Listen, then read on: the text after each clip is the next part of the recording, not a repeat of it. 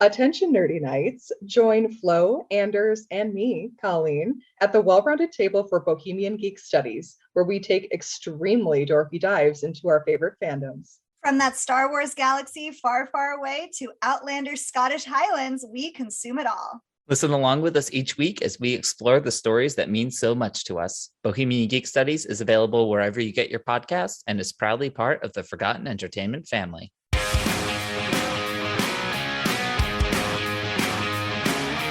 Hello, and welcome to Recent Activity, your new favorite entertainment review podcast that attempts to cover every film, every show, all at once. I am your co-host, Andrew Morgan. With me, as always, recording live from his fuck dungeon and demanding an audience, it's Chris Brodell.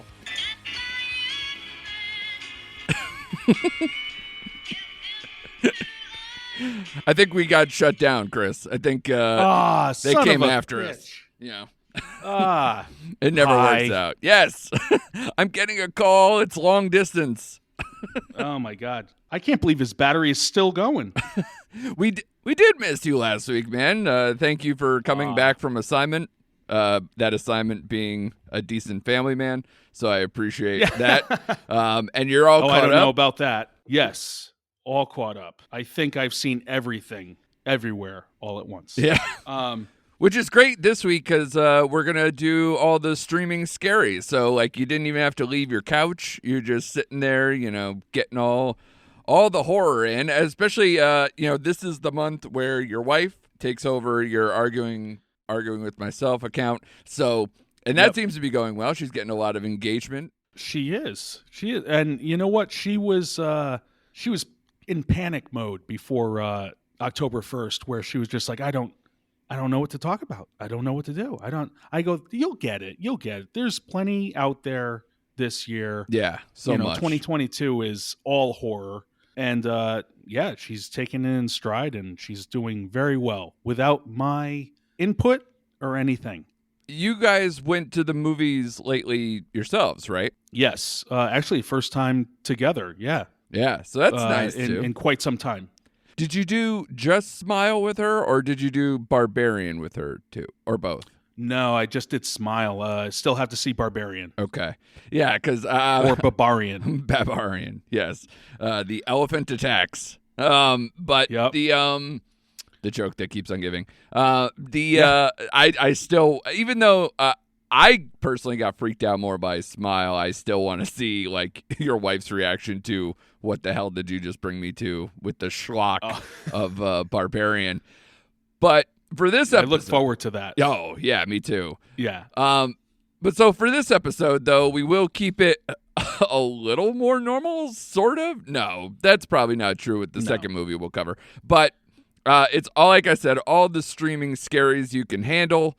We got stuff from, Disney Plus, Hulu, Netflix, and Shudder all representing in this episode. And we'll check in with Chris to see if Smile indeed put a smile on his face and or his wife. We'll see. We'll do that. We'll catch up with that joke and more bad stuff later. But we'll start off with a TV special, I guess you can call it, more than a film, as it is, I think, 50-something minutes long. Werewolf by Night, directed by Michael Giacchino, who most know as a prolific composer, most notably or most recently, the Batman. He did all the MCU Spider-Man films and many, many other things. I believe he did the latest Doctor Strange too. He did Pixar. He's been all over the place. Yeah, he is obviously a Disney stalwart by mentioning all those.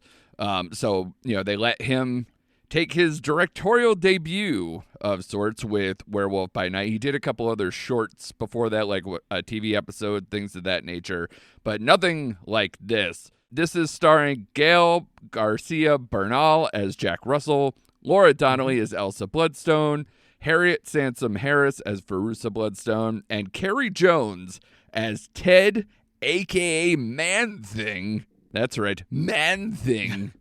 Man-Thing. Yes. Wonderful stuff there. This is about a secret cabal of monster hunters coming together on a dark and somber night to emerge from the shadows and gather at the foreboding Bloodstone Temple. Following the death of their leader in a strange and macabre memorial to the leader's life, the attendees are thrust into a mysterious and deadly competition for a powerful relic, a hunt that will ultimately bring them face to face with a dangerous monster. Love the look and feel of this thing. Classic monster movie feel. Definitely what Giacchino was trying to go for. Has a little touches of color, even throws in a little beat of Over the Rainbow, just as a little bit of color flashes it in. A nice touch there as well. This is getting excellent scores across the board. 92 Rotten Tomatoes score with a 93 audience score on that. 3.8 Letterboxd, 7.5 IMDb. So high praise all across the board. Let's see if we can keep that train going with Chris here. What'd you think of Werewolf by Night, buddy? It didn't have enough bite for me. Ooh. No, I'm kidding. Right? You get that? Yeah. No, listen. It deserves all its accolades. Yeah. I love the feel as well. The whole 1940s, old cinema. Yeah. Just it worked. I think what did they say? They made it black and white with the express try of masking the blood that was in it. That was one of the reasons for sure. Obviously, it's part of the aesthetic, but it's also, to knock it down to not having a TVMA rating. Yep. Yeah, but I think it works. It's like, Psycho could have been in color, but, Hitchcock chose to make that black and white. Right. It was really well done. I was amazed that they even pulled this one off. Yeah. And my thing is, and I don't know if you have this same sentiment, is I felt it could have been way longer and still been enjoyable. I felt it could have been like feature length and, because this is what I say, 50-something minutes. But I think it easily could have been 100 to 120 minutes, like a feature length, and still have it be compelling. Because I when it ended, I was like, oh, I could definitely see more of this. I thought, Oh, yeah. And who knows how it was pitched, when you're talking about, even though Giacchino is a legend in the composing field, like, obviously as a first-time feature thing, if he's the person pitching here and saying he'll direct, that, can be tough to get off the ground if it's your first feature. But, either way, it's very successful, and they definitely left the door open. Why the father or wanted have his daughter stay away for so long. There was a lot of unanswered questions. There was a lot of things that I thought they could have gone into, not to mention all the players that you want to see be on your side sticking around. So I said to you off air, I thought they could do this every Halloween if they wanted to have it kind of a running thing, to just do a different Werewolf by Night special every year. And I definitely still think that. But I honestly think they could have just banged it out like a real feature film. Whether it's straight to Disney Plus doesn't matter anymore. It's still a feature, and I think they could have done it, especially with this type of setup. I think they could have done that as well. And I loved everybody in it, too. Did you have a standout? Because to me, I thought the woman who plays Verussa, I liked her quite a bit, Harriet Sansom Harris. Yeah, I liked her quite a bit. She was very grand in her acting. She was very like stage play kind of thing compared to, not too much compared to everyone else, but because everyone had their grand spotlight. Sure. Because it was hard to kind of keep up with like the people not being named. Yeah. Yeah, it was just like you had to describe which person you were talking about. Yeah. Because their names weren't given. It was anonymity. Yeah.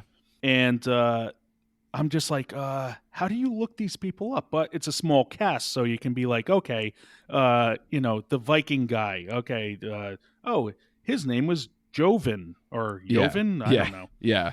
You know what it felt like? So it's What's that? Do you remember the movie Masters of the Universe, like the He-Man Dolph Yes. Lundgren thing?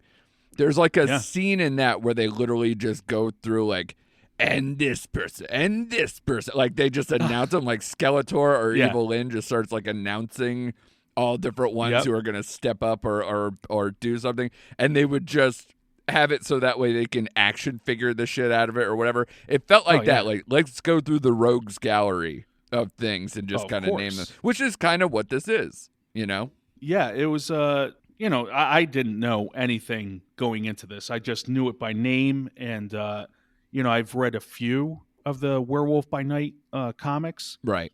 so it's not lost on me that his name is Jack Russell. Yeah.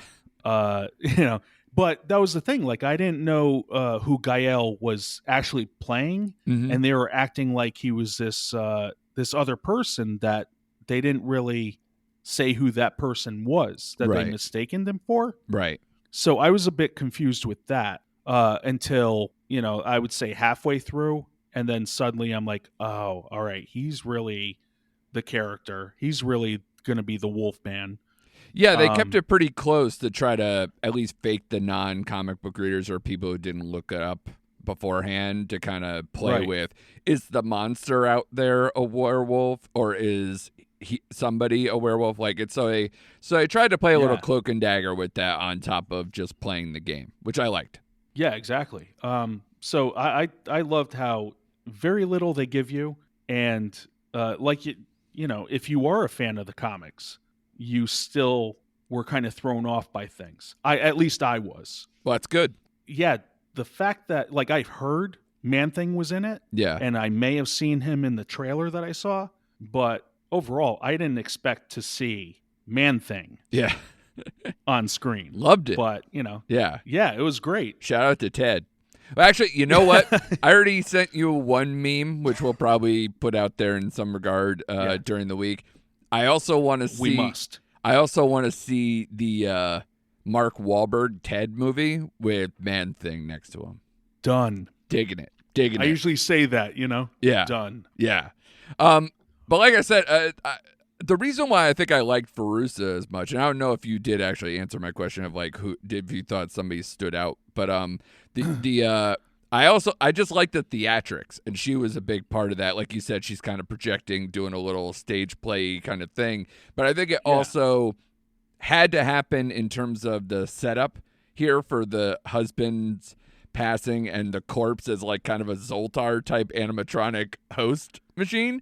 And I dug that so much. It looks so like kind of creepy, and it added to the like that same classic aesthetic. So the fact that she's laughing at all his stuff and like really hamming into it, I loved every bit of that. So I was a bit thrown off by that, only because I'm like, is this supposed to be taken seriously? Like, are they supposed to be listening to this animatronic? Right. This straight from Disneyland animatronic? Yeah. Um, There's some And I banjo swear playing to bears behind him. oh my God. That'd be That's great. what I was expecting. Yeah. I actually thought she was going to be like mouthing what he was saying, Right. indicating like she set this all up, Sure. and using him as a guise. But it was decent. It was that was like my one draw where I'm just like, that doesn't work for me. But So you I'm liked glad it more worked for once you, it got in Andrew. the competition, though, is what you're Yes. saying. Okay. Yeah. I don't know who these characters were. I didn't know if they had special abilities, but I would say they can take a beating. Yeah, sure. Knowing that she's a bloodstone and that means something. She's getting slammed into corners of stone. Right. Not even just like face slammed into a wall. She's like corners of the stones, and she's getting up. I'm like, okay, she is obviously super powered in some way. Yeah. Do you wonder if like But- MCU people are now triggered by the word stone? Like, oh my God, Thanos is going to come out of somewhere. Like, Sorry. Gem. No. Rock. There it is. yeah, like Thanos is some We goblin saved it. that's just going to come out, a Gollum character being like, my precious. Yep. Just trying to steal the bloodstone. That would be awesome. I'm taking the seventh stone, the bloodstone. Yeah. I have 6 fingers on my right hand. I was also in The Princess Bride. Yeah. Oh my God. Yeah. Oh, what a crossover. Yeah. Nobody saw it coming, but it's all Disney owned probably at this point. I think so. Yeah. So you are in line with the critics here. You would probably give this a what, would you say? Out of 5, I give it a 4. Yeah, I'm thinking the same thing. Even for how this is kind of, again, it's short and basic, so I kind of almost don't want to. I have the temptation to not grade it because it kind of puts it alongside other things that can have a 4 in my lineup that I'd be like, yeah, is it that good? But I definitely enjoyed myself so much and feel right in line with that. I might ding it just a little bit because it is a TV special, but it did everything that I want it to. So I'm trying not to be so precious about it. Well, I was going to say, with all the output that Phase 4 has given us, this was a nice bright spot. For sure. I thought it did what it was supposed to. It entertained. It brought characters that were in comic books and kind of kept true to them. Right. Especially Man-Thing, the way it looked, the way it was powered. Yeah, it was like an adorable Swamp Thing. But like bigger monstery, but definitely had a similar vibe in terms of some of the look to it. Yeah. But yeah, overall, I really enjoyed it, and I can see myself rewatching this over maybe some of the series, some of the movies that came out. It's incredibly rewatchable, for sure. Yeah. And by that extension, because I may have missed something on the first one. Yeah, for sure. And by that extension, that's why I was saying I'd love to see these kind of like up the ante every year and kind of keep the story going. Because I don't want this to just be like, wasn't this cool? Let's lump this into a Moon Knight, or let's bring them back in Blade or whatever it's associated with, like you were saying to me off air. Like, I don't want that. I like these characters. I want this aesthetic, this characters, everything about this. I want this to continue. Yeah, of course. And I think we were also trying to figure out what we can have as more specials. Yeah, absolutely. Because they can do. And especially this one's brilliant for kind of tying it to the holiday in a way. That kind of Halloween, October holiday stuff. So is there something in your brain that you could see, either whether it's tied to a holiday, I guess, or not? But I like the idea of like something being like, we're looking forward to this because it's around this holiday, but it doesn't need to be. But is there some kind of like, you'd love this to be a one-off and then never think about it again? Right. Well, I know it's already been out there, but maybe a better version of the Inhumans. Right. Like, it's a one-off. Maybe give it a tight 1 hour special where, they're dealing with stuff on the other side of the moon. Right. There was others. I'm blanking right now. I just had something. Even like something as crazy as the Mojo verse. Okay. Where so Mojo is a character from another dimension where they live and breathe movies, TV. Right. Sounds appropriate. Yeah, kind sure. of draw in some stuff, and a character that was associated with that was in Deadpool 2, and it was Shatterstar. Okay. Who is from the Mojo verse. For his brief stint, you could kind of tie into that, but it's zany enough where it could be just like a one-off. Right. But you can also like draw it in elsewhere. Yeah. Because he's like an enemy of the X-Men. Okay. So, you can do that. Bring in Long Shot, stuff like that. Any other kind of like street? I like the fact that this is kind of street level. It's like monster, so it's not like super powered, supercharged in that way. It's got just enough of that flair.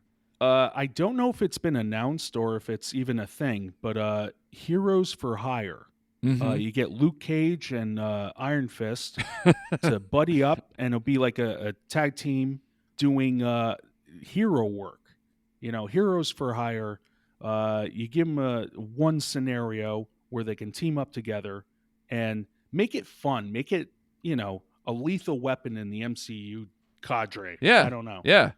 I mean, that's what we hoped for. Instead, we got like lukewarm Defenders series that kind of Yes. just sort of worked. But I wonder if, because it seems like everybody just wants to lump the former Netflix stuff into, we kind of went all out talking about, Daredevil stuff offline between us two and Shane, because Shane cares a lot about Daredevil, particularly this particular incarnation of Daredevil, and hoping that Disney Plus was going to do it right, which, I think we all kind of agreed it kind of was. So that was nice as far as like She-Hulk goes. We don't need to go too deep into that, but No. the MCU bringing in these Netflix shows, I think that's an easier win and an easier mix in tone. Whether you bring back the exact people, I thought the person who played Luke Cage was better at being Luke Cage than,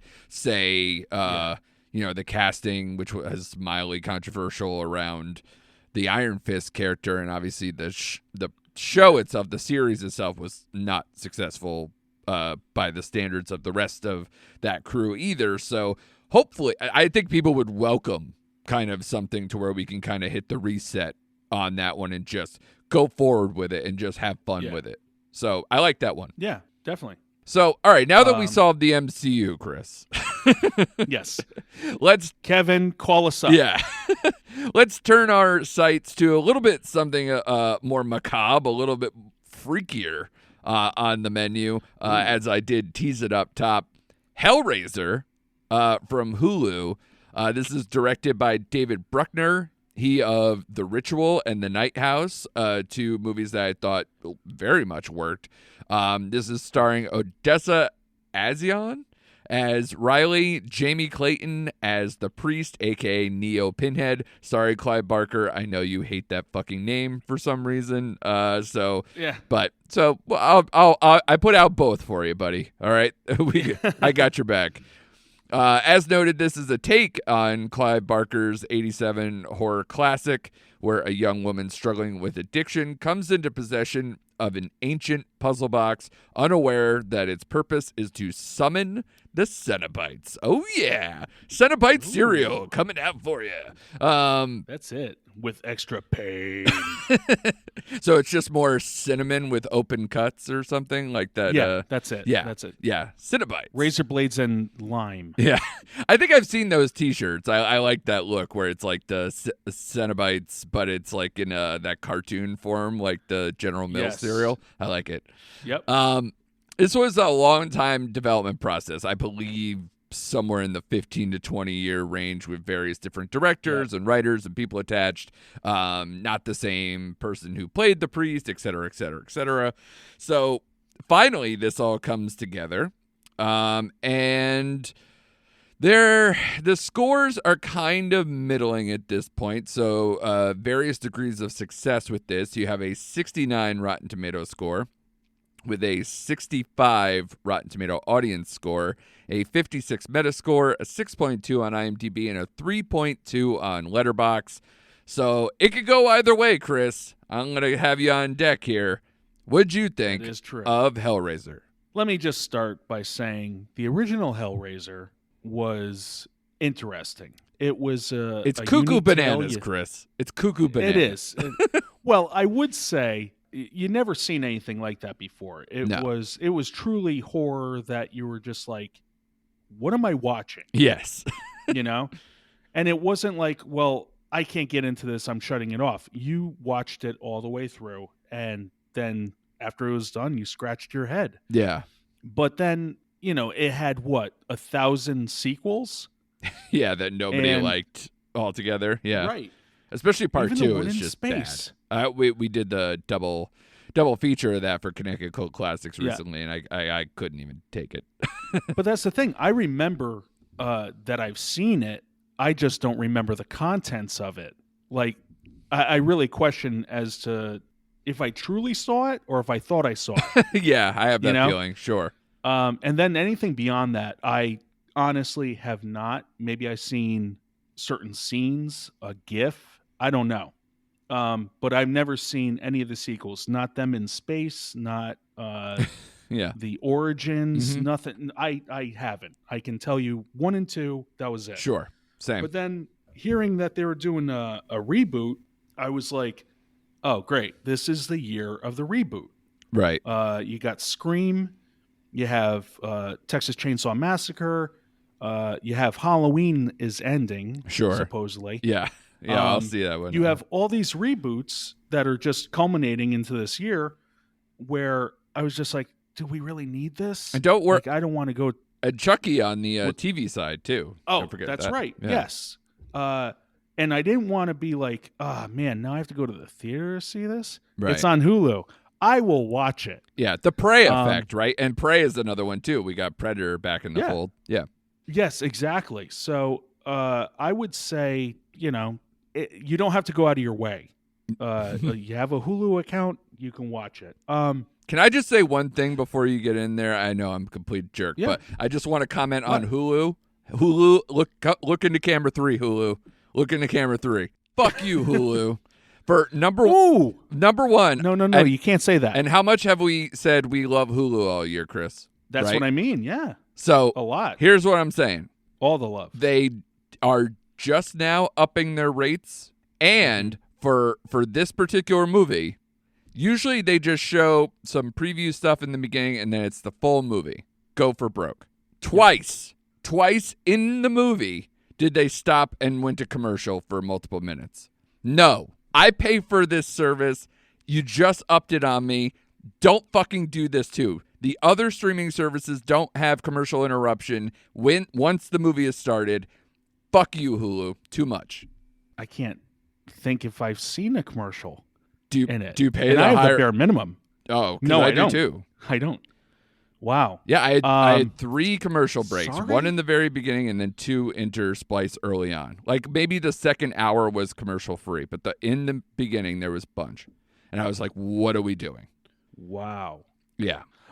Because it's on Hulu, I paused it a few times. Yeah. We talked about this off air. This might segue into the actual review here.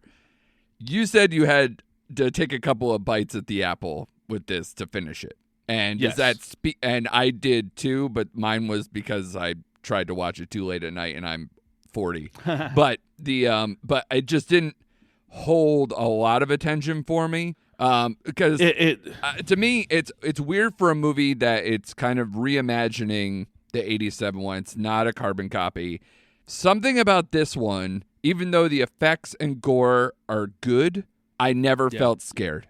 And I don't know what that effect is. I never felt like off-putting. I didn't have to look away. Something about the way it was presented, I wasn't as like there was like one Cenobite in the last one that I could see in when I closed my eyes and go, ugh, from the original. This one I didn't feel that way. I was like, oh, they're just like from that movie The Cell or Cell, whatever that one with Vincent D'Onofrio. It felt like that instead of like something actually truly scary. Do you get what I mean? Yeah, no, I get it.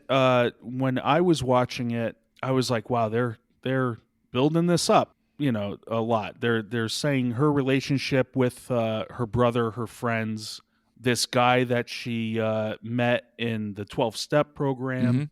Mm-hmm. Everyone is saying, this guy's no good, or you're just going to go back to, your druggy ways. Right. This isn't good. I'm like, okay, so that's like the first half of the film. And then it starts coming into the sacrifices, the Cenobites, which I got to say, in this one, there's a lot more female Cenobites, and there are a lot more Cenobites that talk more than the priest, which I was like, okay, that's different than the original, because like Pinhead was the mouthpiece, for a better term, for lack of a better term, of these creatures that would just torture you because you wanted it. Yeah. You had a desire to feel pain that would make you feel more alive and, stuff like that. Yeah. So a sadomasochist's handbook. Oh, yeah. Definitely a BDSM movie. Yeah. But no, I don't Hence think... the fuck dungeon part in the beginning. I'm just not being crass for no sake. That was a literal thing they said in this movie. Yep.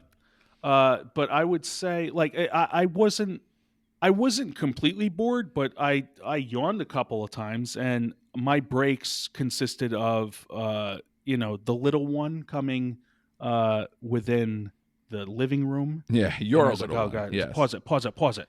Yeah. Yeah. But yeah, there were times where I'm just like checking the watch. How long is this movie? Wow. It did feel You know. long, even though it's not that long. It's 2 hours. But so by my stretch, Yeah. I think they could have cut out 20 minutes and probably still have had the same movie. Agreed. Yeah. But yeah, it was I was just waiting for the Cenobites. I wasn't really concerned with her backstory. Riley, yeah. Riley, or as I like to call her, Great Value Elias Shawkat Yes. from yes. Arrested Development. Uh-huh. Sans freckles, but same aesthetic, sure. Right. And Trevor, the boyfriend, Of course his name is Trevor. reminded me of reminded me of the emaciated Channing Tatum. Okay. Sure. You see it? Yeah. You see it. Sure, yeah. And far less fun. And yeah, far less fun. But yeah, like it kept my interest, but I was just like, it was almost like an assignment. Yeah. Not yes, we're talking about it for a podcast, but it almost felt like, all right, I have to finish this. I have to continue this Right. because eventually I'm going to have to talk about this. Yeah. Whether we talked about it here or elsewhere, I have to finish what I start. Yeah.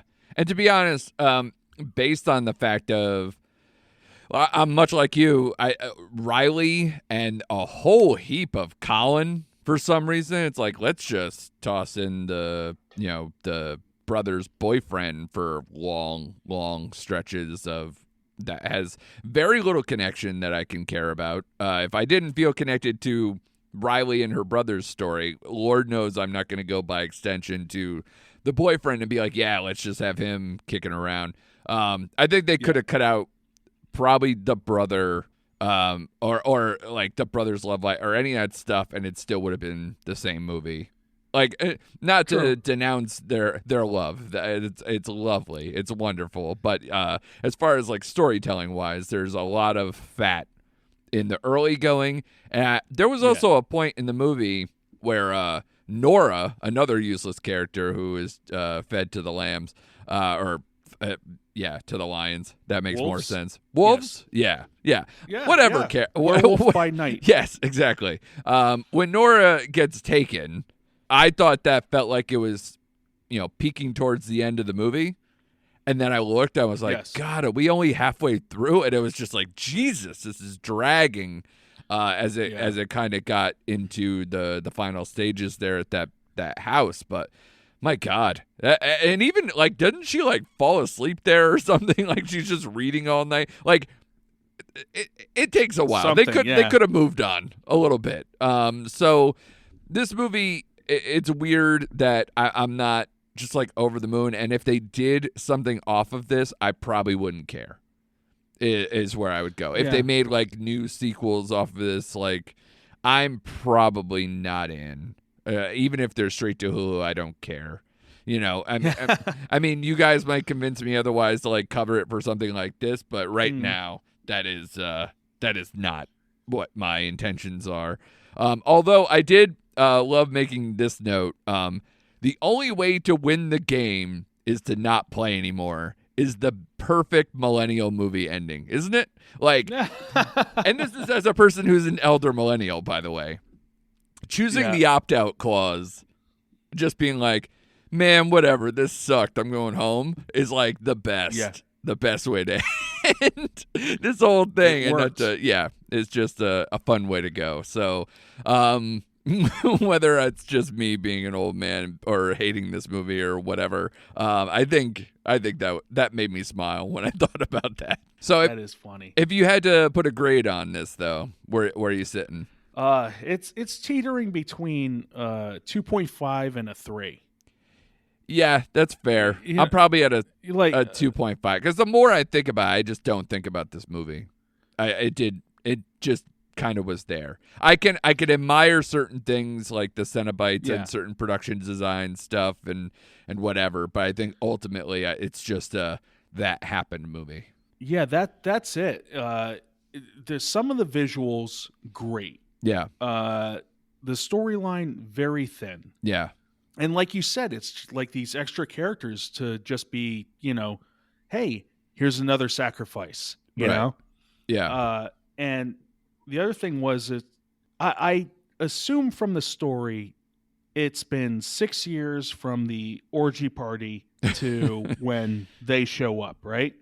I guess I didn't really Why- put that timeline together, but sure. Like some years had passed, Yeah. and the dust is settled, and they're flicking on the lights like it's got its own power system. I'm like, you're saying the power still works at this place? Yeah, they're this grand place that no one's been to. Yeah, he's dead.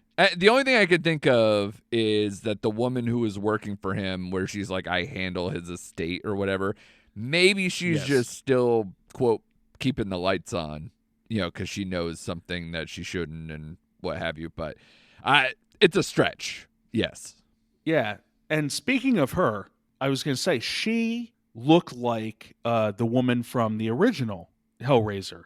The one that all right. wanted Frank or whatnot. Yeah. Sure. They, I guess it's not. No. But they had purposefully dressed her like that woman. Yeah. In this, I'm just like, okay, nice little homage. Sure. But I was just like, unnecessary. I mean, unless it was really her and you're just like, I'm a new character. Right. No, it was, remember this character? Yeah. I look just like her, don't I? Yeah, besides Okay. like the priest character and the chomps that you must have loved because you're a big fan of chomps. Chatterbox. Yeah, that whole Yeah. thing. And the and a couple of quotes that they do where it's like, what was it? Yes. We have so many glorious things to show you, or whatever that line is. yes. And Such sights to Such sights to such, wow. I know it's a mouthful. Tongue twister. Such sights to show you. Yeah, so those type of lines that were like kind of scattered through and whatever, that nice little touches, kind of throw it back, but it just is such a now streaming version of Hellraiser versus what the anomaly, even for 87, the anomaly that the original was when it came out, and still kind of lives on. It's more of like a cult classic than it is something that was like, wow, what an amazing thing. Glad we made all those sequels. It's not one of those. It kind of fits in kind of like what happened with Texas Chainsaw over the years, where it's like the first two, because they're Tobe Hooper and, he has a bent way of looking at these things, and he even had to be dragged to make the second one. Yeah. That it, everything that came after didn't have that look and feel and aesthetic, and kind of had like a copy version. Like it's not the real thing. There's something artificial about it. There's something at arm's length about it, and is less successful. So I think this is kind of that same vibe where it's like, yeah, I could see where this would work if it wasn't so shiny and less athletic with its maneuvers, with the camera and stuff like that. It felt very just, look at this production design. It wasn't exactly like, it's weird. It was stylish, but not stylistic. I don't know. Like it's something like where it's a visual delight, but not great in terms of the movement and the culture. Like I don't know. There's something about the original one where it's like dreamlike, and this one had none of that. It was like, this is just some alien shit almost. Alien BDSM is what it felt like, more than just how truly creepy and ground level it was in that house. I don't know. That's how I felt. So, well, you said it. There's a sheen to movies nowadays, especially sequels that are trying to emulate what the originals kind of conveyed. Yeah.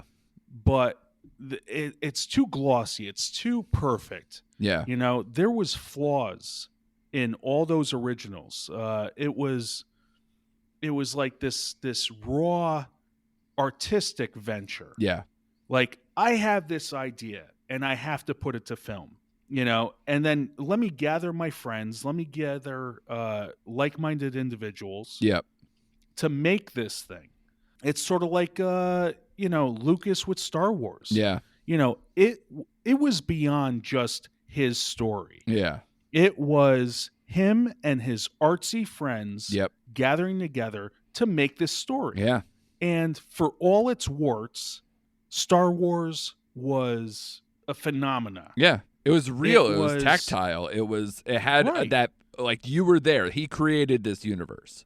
Exactly. And even the two that followed, there was like a let's roll up our sleeves and do this again Right. kind of thing. Yeah.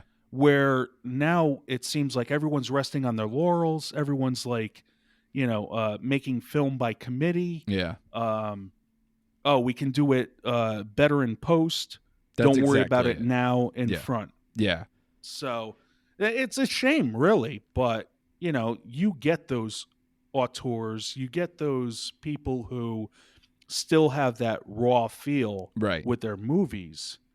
But more often than not, it's people just like, oh, well, we have to make this the most pristine thing that ever was put to celluloid or Right. digital. Yeah. Mostly digital. And I wonder if I never saw the original Hellraiser movies, if I would be wildly confused by this movie. I just take for granted that I just know the Cenobites and I know some of that characters. I know what I'm in store for. I wonder if people who came into this as like, this is my first experience with it, whether they have a different take on this. But True. because that's what they're aiming for. They're like, oh, we'll get these oldies to watch it because it's part of their childhood or part of, whatever background, pop culture thing that we've had. But someone coming into this brand new, some teenager now, I wonder what they would feel about this movie. I'd be very interested to know that conversation. I was going to say, do you think it's worth making a Twitter poll of some sort and say, was this your first time experiencing Hellraiser? That might be interesting. Did you see the ones that came before? Who knows? Yeah. That'd be interesting. Yeah, maybe we'll pop that up tomorrow ahead of the release of the episode, because I am curious to know how people came into this, especially in the streaming era where it's like it's more accessible. You don't need to be. You could be 14 and be like, "Yep, I can totally watch this," even though if it would be quote rated R, etc. So, gotta love streaming to have instant access to horrifying BDSM stuff with some guy's nerve endings being constantly wrapped around his body or whatever, or ripping his face open or whatever. So, definitely a different type of take on that one.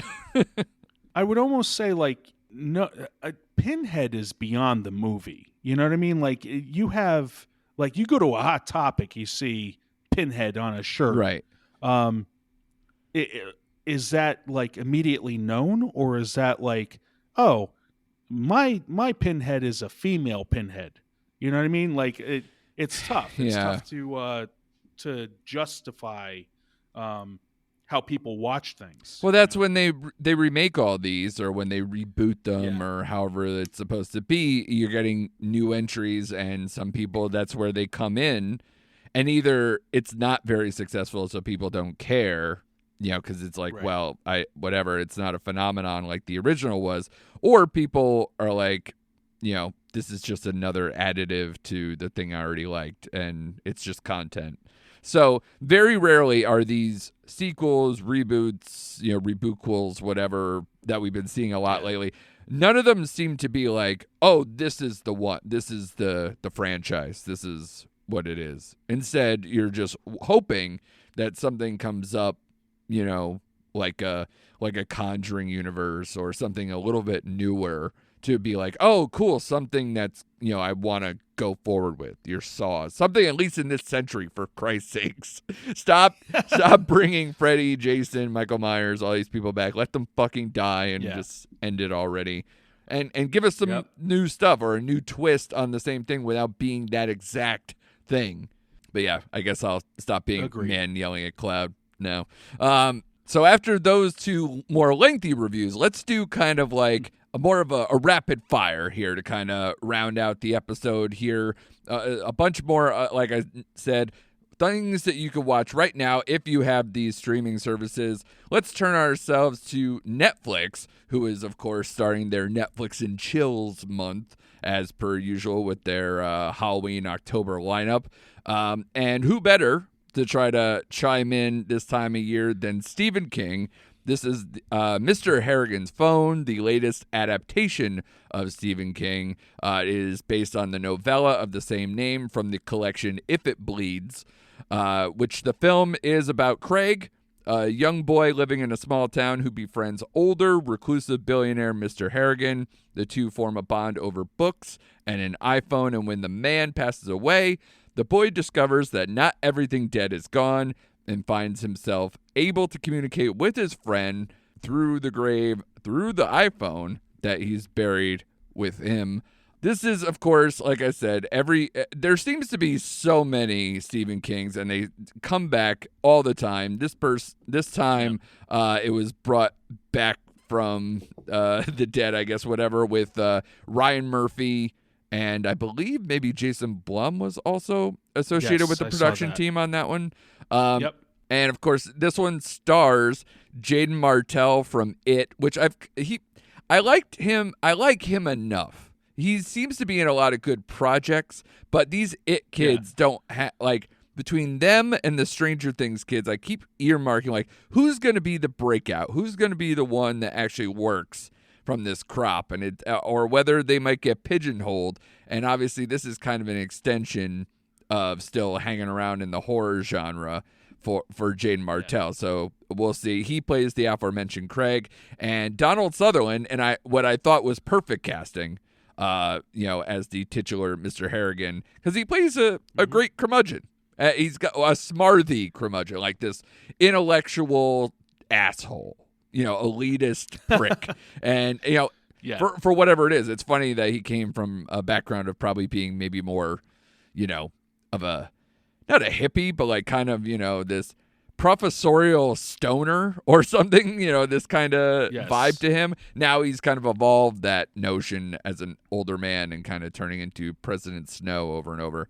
So I'm a fan of Stephen King's writing. I'm a fan of certain of his adaptations, but obviously the hallmark of a good adaptation of his, for the most part, especially this time of year, what you want is terror and dread from a Stephen King adaptation. And I thought that was largely absent from this story. And instead it turns into kind of a loose morality tale that deals more in the fear of technology and power than it does anything macabre. It kind of tries to be a little bit of a ghost story, but honestly, it's just really a heavy-handed boomer tale about like the fear of technology in a way. Did you feel any of those vibes?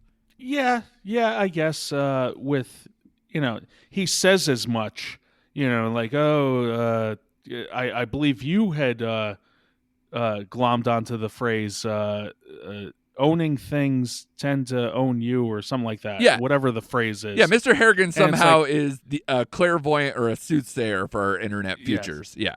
Yeah, but, he took to it like a champ. He was just like, well, I can get stocks right now. Yeah. I can do that. And that's all you needed. Hey, you get stocks in real time. Yeah. Ooh. Call my agent. I don't know. Yeah, it was it was like what do they say? Bad movie making is voiceovers. Oh, it's like cliche and lazy, unnecessary for the most part. Yeah.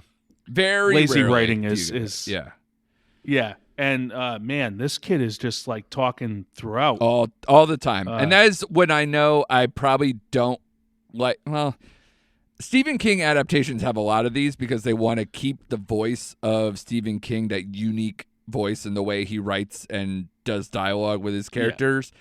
So they do it in voiceover.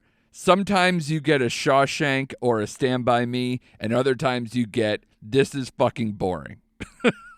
Yeah, like Jaden's delivery sounds less interesting than Harrison Ford's voiceover work in Blade Runner. And he's paid to read to this guy. Yeah. Oh my God. And I was just like, he's not very good at, reading to him. He's just like, I am talking about this movie, this book and stuff. Yeah. I'm like, wow, you're desperate, Mr. Harrigan. Yeah. So how would you, like, bottom line in for us, bumper sticker for us? Like, where do you see this movie? Just overall, like it didn't interest me. It seemed like he was reading a book report and I was listening in class, and I just, not enough spookiness happened after Mr. Harrigan's death. No, it's a morality test for the audience because, like, I wrote it in my review for what's on Netflix, but it's like they forgot to punish these people.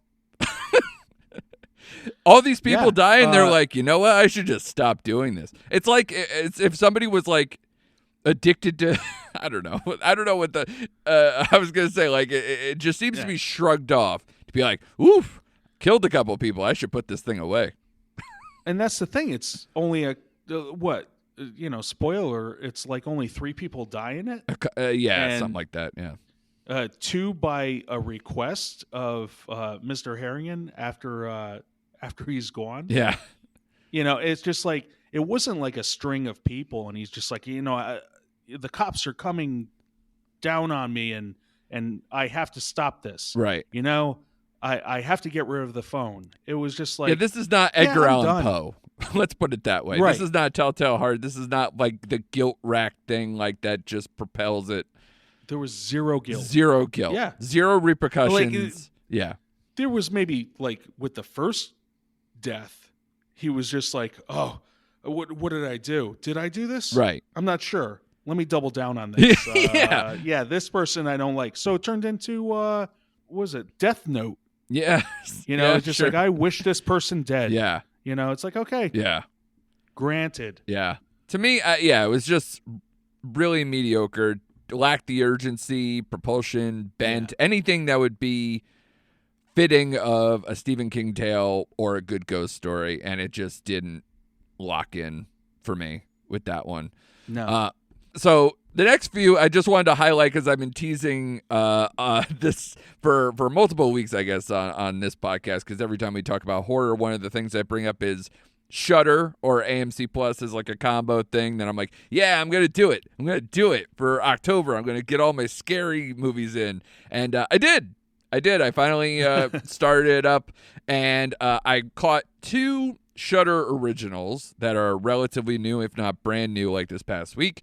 I just watched Deathstream today. I don't know if you're aware of this one, but it's basically like when kind of like a social media influencer, whatever kind of story kind of guy, where he does he does these things where it's like it's called the Wrath of Sean, I think, or something like that, where he's always scared to do something and he overcomes his fears by just doing them live streamed, and he does crazy things like, I remember one that stood out was he did Baby Moses, where like he puts himself in a raft and just sends him down like a string, and just without looking, nothing, just goes right over the rapids and whatever else.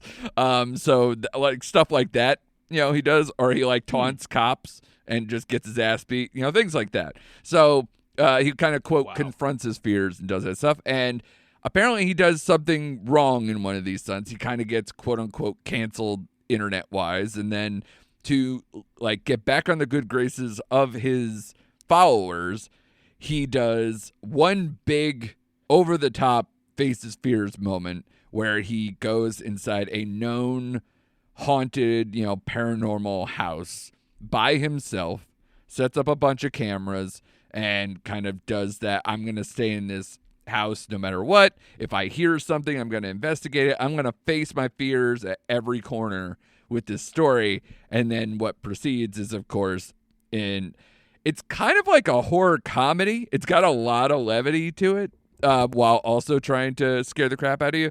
But it's got a lot of like dash cam and Paranormal Activity kind of like crash course together, and then but make it a little funnier is what this kind of movie is. And especially for like an 80-minute, 85-minute movie, whatever it is, it was pretty good.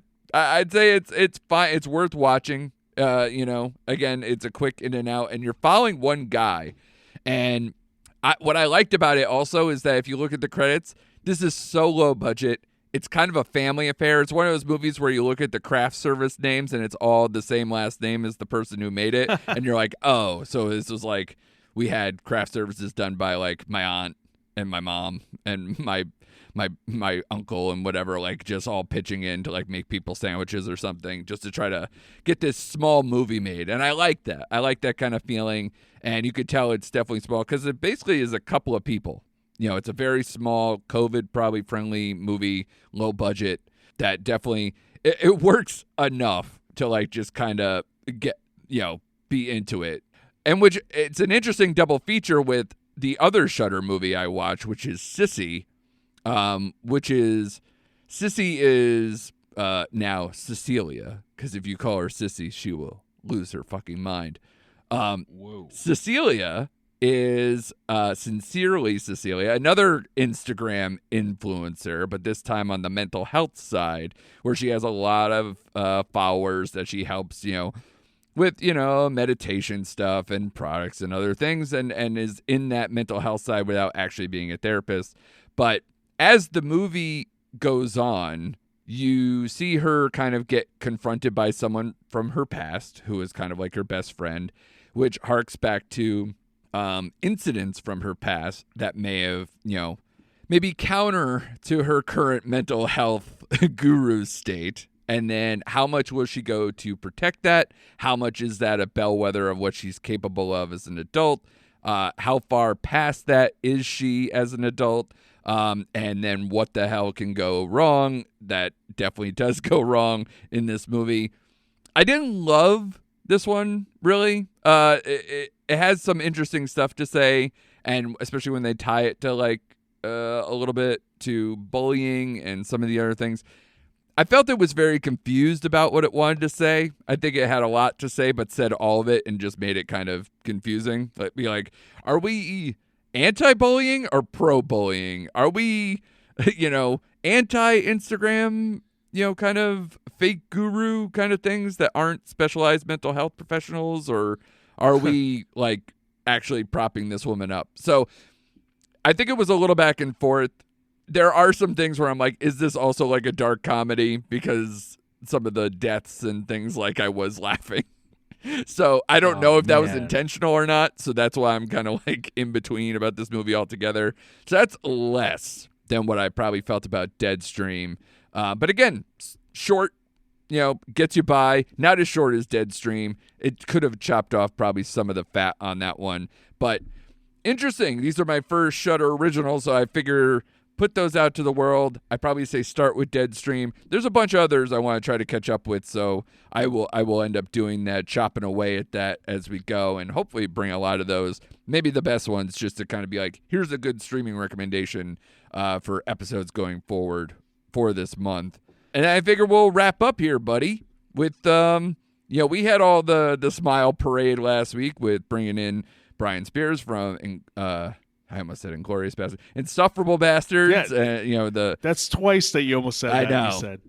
And of course, him actually I don't blame participating in Smile, whether in a smaller capacity or whatever that he's being modest about or what have you, but a lot of good talk there. But you were able to watch Smile and catch up with that. So what were your feelings on that?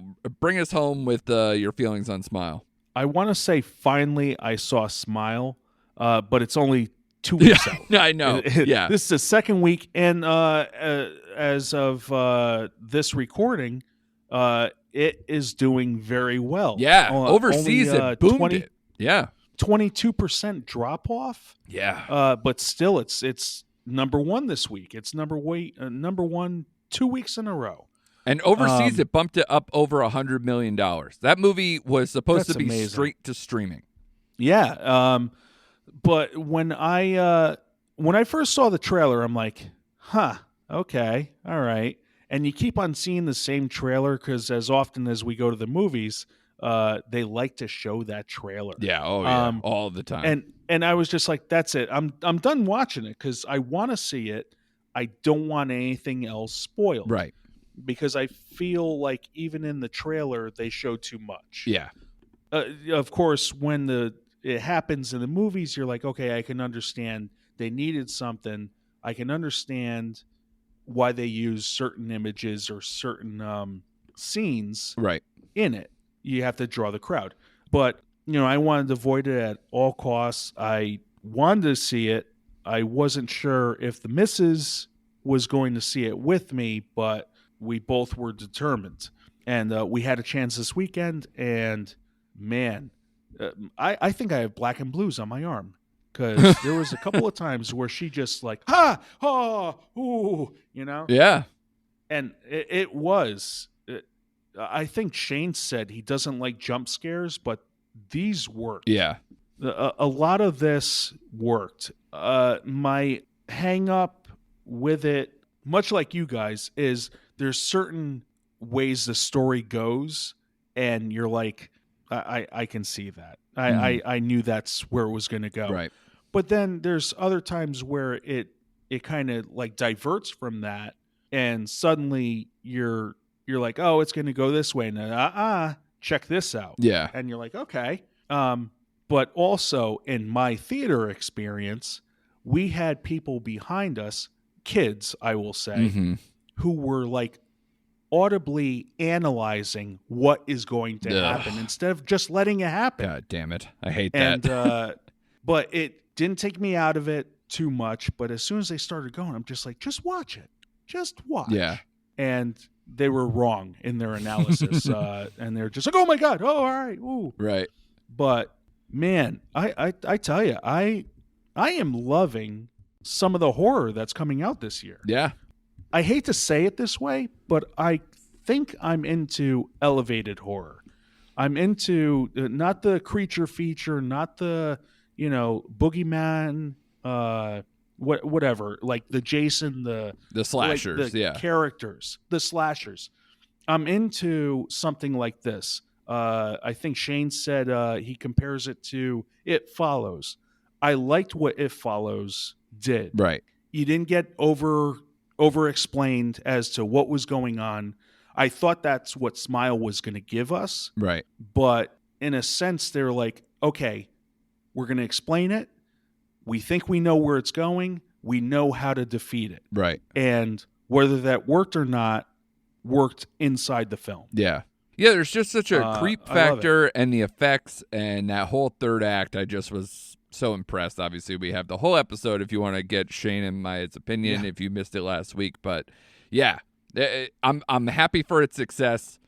Even for how much I liked Barbarian, I actually like this more. Do you agree with that one? Shane was kind of poo-pooing that. He's still on. Oh, you haven't seen Barbarian. What am I doing? So I haven't seen it yet, but I trust you guys with your assessment of it, and I believe you both scored equally with this and Barbarian. Pretty close, yeah. Am I wrong on that? Shane gave, I think he gave it a both 4. or 4s, and I was like very close on that. But I think I gave them both around like if I cheated 3.75s or whatever because I'm a coward. I'll probably because the thing about Smile, I think because it's and again I don't want to rehash all of last week, but like I thought if you watch like the first half of that movie or a little bit more before it gets to where her therapist comes back into the picture.